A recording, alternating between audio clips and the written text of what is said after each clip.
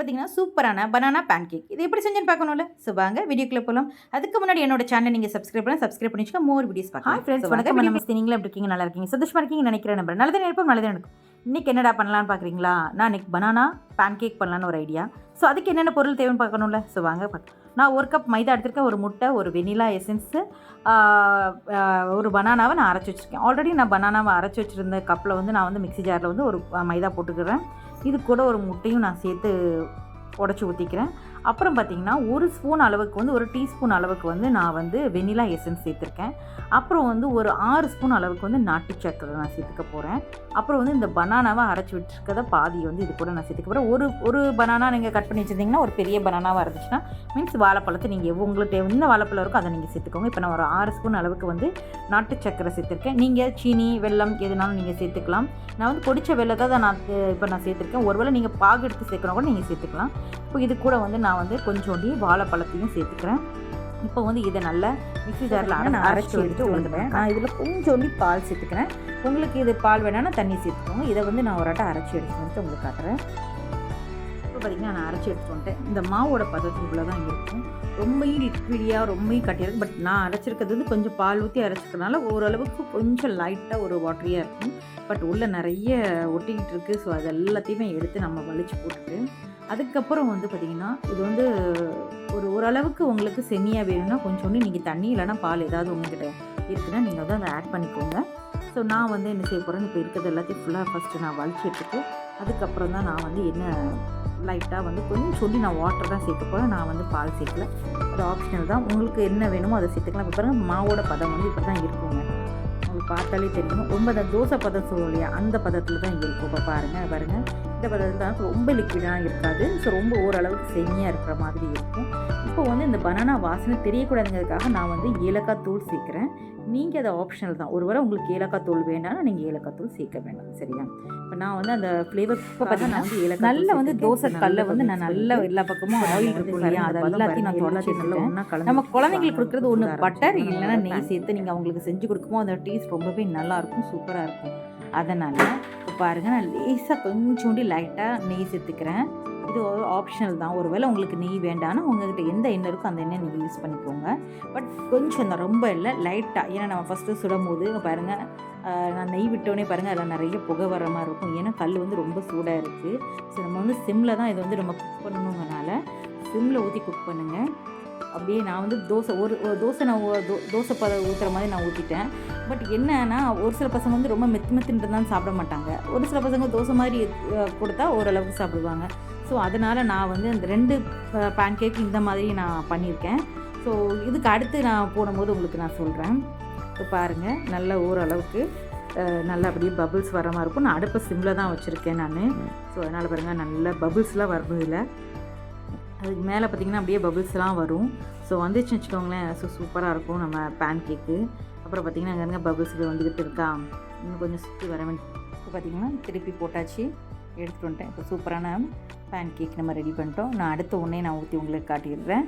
So திரும்ப உள்ளது நான் அப்படி தான் போட போகிறேன். இப்போ 2 வந்து தோசை. ஒருவேளை உங்களுக்கு உங்கள் குழந்தைங்களுக்கு எப்படி பிடிக்குமோ அதுக்கு தகுந்த மாதிரி நீ இது பண்ணிக்கலாம் இல்லையா. அதனால் நான் நெய் விடக்கூடாதுன்னே நினச்சி லேஸாக அதில் இருக்கிறத விட, பட் என்னோடய நெய் கொஞ்சம் கட்டியாக இருந்தது அதனால்.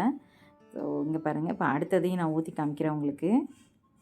நான் வந்து சொன்னேன் இல்லையா கொஞ்சோண்டி தண்ணி நான் சேர்த்துக்கிட்டேன் அப்படின்னு சொல்லிட்டு, அதனால் தண்ணியை சேர்த்து கொஞ்சம் கட்டியாக இருந்த மாதிரி இருந்துச்சு. அதை நான் கொஞ்சம் லிக்விடாக ஆக்கிக்கிட்டேன். அதனால் பாருங்கள் அடுத்ததையும் நான் போட்டு காமிச்சிடுறேன் உங்களுக்கு. பாருங்கள் சூப்பராக. இப்போ பாருங்கள் இந்த பபிள்ஸ்லாம் மேலே வர ஆரம்பிச்சிருச்சா உங்களுக்கு தெரியுதான்னு எனக்கு தெரியல. இப்போ பாருங்கள் சூப்பராக நம்மளோட பபிள்ஸ்லாம் வர ஆரம்பிச்சிருச்சு. இப்போ பாருங்கள் சூப்பரான பபிள்ஸ்லாம் வந்துருச்சு. ஸோ நல்லா சூடாகிடுச்சு, அந்த தெரியுதா உங்களுக்கு அந்த ஆவி பறக்கிறது. ரைட். இப்போ நம்ம இதையும் திருப்பி போட்டு வேக வச்சிட வேண்டியதான். இது வந்து ரொம்ப லைட்டாக இருக்கிறதுனால குழந்தைங்க சாப்பிட்றதுக்கு நல்லாயிருக்கும். ரொம்ப மெத்து ஒரு சில பசங்களுக்கு பிடிக்கும், ஒரு சில பசங்களுக்கு தோசை மாதிரி கொடுத்தா பிடிக்கும். ஸோ அதனால் இப்போ பாருங்கள் இதையும் நான் திருப்பி எடுத்து காமிக்கிறேன் உங்களுக்கு. இப்போ திருப்பி போடும்போது அவ்வளோதாங்க, சூப்பராக வந்துடுச்சு பாருங்கள் நம்மளோட பேன் கேக்கு. சூப்பராக எம்மியாக இருக்குது பார்க்குறதுக்கே. ஸோ நம்ம இது மைதா மாவு போட்டிருக்கனால இந்த மாதிரி வரும். நீங்கள் கோதுமை மாவில் போடுறதா இருந்துச்சுன்னா நீங்கள் கோதுமை மாவு கூட சேர்த்துக்கலாம் குழந்தைங்களுக்கு. நான் மைதா மாவில் தான் நான் போட்டிருக்கேன். ஓகேவா? நீங்கள் கோதுமை மாவு வேணால் நீங்கள் கோதுமை மாவு சேர்த்துக்கலாம். இது கூட இதே வெல்லம் இதெல்லாம் போட்டு கூட நீங்கள் செய்யலாம். ரொம்பவே நல்லாயிருக்கும், சூப்பராக இருக்கும். பாருங்கள், நல்லா வந்துடுச்சு. இதையும் எடுத்துகிட்டு காட்டுறேன் பாருங்கள். இப்போ என்ன செய்ய போகிறேன்னா, இதை எடுத்தாச்சு. இப்போ அடுத்தது வந்து பார்த்திங்கன்னா, நான் மெத்துன்னு ஊற்றி காமிக்கிறேன் உங்களுக்கு. சரியா? நான் எதுவுமே பண்ணாமல் மெத்துன்னு ஊற்றி காமிக்கிறேன். அப்போது உங்களுக்கு என்ன ஆகும்னா வித்தியாசம் தெரியும். அந்த இடத்துல ரொம்ப ஹோல்ஸ் வருதா என்ன அதுங்கிறது உங்களுக்கு அந்த மாதிரி தெரியும். தோசை மாதிரி ஊற்றுற ஒரு டைப்பு, நார்மலாக 2 தோசை 2 இது போட்டாச்சு. நம்ம பனானா பேன் கேக் போட்டிருக்கோம். ஸோ இது வந்து அதேமாதிரி நான் மெத்துன்னு போட்டிருக்கேன். இதோட இது எப்படி வருதுன்னு சொல்லி நம்ம பார்ப்போம். ஸோ அப்போ தான் நமக்கு 2க்கும் வித்தியாசம் தெரியும். 2மே பெரிய வித்தியாசம் இருக்காது, பட் ஓகே. பாருங்கள், சூப்பராக நம்மளோட பேன் கேக் ரெடி ஆகிக்கிட்டு இருக்குங்க. அப்படி சூப்பராக வெந்துக்கிட்டு இருக்கு. கடன்னு அப்படியே அந்த சூட்லேயே அப்படியே வேகுது. ரொம்ப நல்லாயிருக்கு பாருங்கள். அந்த பக்கம் ஃபுல்லாகவே அந்த பபிள்ஸ்லாம் ஃபுல்லாக வர ஆரம்பிக்கும் பாருங்கள்.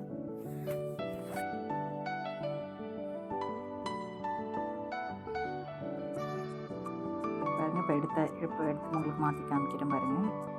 ஸோ இன்னொன்னே நான் ஊற்றி உங்களுக்கு நான் காமிச்சிடுறேன். சூப்பராக நம்மளோட பனானா பேன் கேக் வந்து சூப்பராக. நான் எதாவது எதுவுமே பண்ணி சும்மா லேசாக ஒரு ஷேக் மட்டும் பண்ணேன். வாவ், சூப்பராக இருக்குது. இதை இப்போ அப்படியே எடுத்து நான் மாற்றி திருப்பி போட போகிறேன். இது சூப்பராக நல்லா ரெடி ஆயிடுச்சு. கலர் பாருங்கள், சூப்பராக ரெடி ஆகிடுச்சு.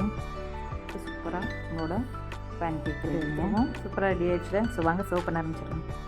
பார்த்தீங்கன்னா சூப்பராக நம்மளோட பேன் கேக் ரெடி. இது வந்து அதுக்கு அடுத்தடுத்து போட்டது கொஞ்சம் திக்காக சொல்லுவோம் இல்லையா, அந்த மாதிரி போட்டது. அதனால் இது கொஞ்சம் கலர் இந்த மாதிரி இருக்குது. இது நம்ம தோசை ஊற்றுற மாதிரி நான் ஃபஸ்ட்டு ஊற்றுனது இதுவும். ஸோ அதனால் அது கலர் ஒரு மாதிரி இருக்கும். அவ்வளோதான். மற்றபடி டேஸ்ட் வைஸ் சூப்பராக இருக்குது. நல்லா சாஃப்ட்டாக இது வந்துருக்கு. நான் வந்து இப்போ என்ன செய்ய போகிறேன், இது கூட வந்து கொஞ்சோண்டி ஹனி எடுத்து,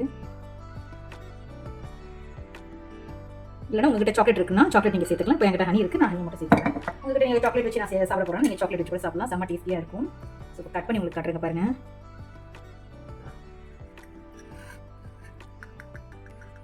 கீழே இருக்க பீஸை சேர்த்து கட் பண்ணிட்டேன். சாப்பிட்டு உங்களுக்கு நான் காமிச்சிருக்கேன். ரொம்பவே டேஸ்டியாக எம்மியாக இருக்கும். கண்டிப்பாக ஒரு ட்ரை பண்ணி. அது ஹனி மேலே அதை ஸ்ப்ரெட் பண்ணதுனால அப்படி இருக்குது. இப்போ பாருங்கள், சூப்பராக எம்மியான நம்மளோட பேன் கேக்குங்க. கண்டிப்பாக நீங்கள் ஒரு வீட்டில் ட்ரை பண்ணி பாருங்கள். இந்த பாருங்கள், இதோட ஸ்ட்ரக்சர்லாம் பாருங்கள், சூப்பராக வந்துருக்குங்க பாருங்கள். ஜூஸி அந்த கேக்கு இருந்து எப்படி இருக்கும் அந்த மாதிரி நல்லா சாஃப்ட்டாக ஸ்மூத்தாக இருக்குது. ஆனால் நம்ம இதுக்கு நம்ம ஊரில் பணியாரம் குழந்தைங்களுக்கு கொடுத்து நம்ம சாப்பிட வச்சிடலாம். ஏன்னா அதுவும் இதே மெத்தடில் தான் இருக்கும். அதனால் கொஞ்சம் டிஃப்ரெண்ட்டாக இருக்கும், அவ்வளோதான். பட் இது பேன் கேக்குங்க மாதிரி அவங்களுக்கு சொல்லிக் கொடுக்கும்போது சாப்பிடுவாங்க. அதனால் ஸோ இதே மாதிரி நீங்களும் உங்கள் வீட்டில் ட்ரை பண்ணி பார்த்துட்டு உங்களுக்கு இது எப்படி வந்துச்சுன்னு சொல்லி எனக்கு கமெண்ட் சொல்லுங்கள். ஸோ இந்த வீடியோ பிடிச்சா லைக் பண்ணுங்க, கமெண்ட் பண்ணுங்க, ஷேர் பண்ணி சப்ஸ்கிரைப் பண்ணுங்கள். தேங்க்யூ ஃபார் வாட்சிங். Bye friends. இது ஹனி இருந்தது, ஸோ நான் சாப்பிட்டு பார்த்து உங்களுக்கு சொல்லிடுறேன். சூப்பராக இருக்குது. அந்த ஹனியோட ஸ்வீட்டு, பனானாவோட அந்த டேஸ்ட்டு பயங்கர எம்மியாக இருக்குங்க. கண்டிப்பாக நீங்கள் வீட்டில் ஒரு ட்ரை பண்ணிவிட்டு உங்கள் குழந்தைங்க என்ன சொன்னாங்க சொல்லி கமெண்ட் சொல்லுங்கள். So bye friends. Thank you for வாட்சிங்.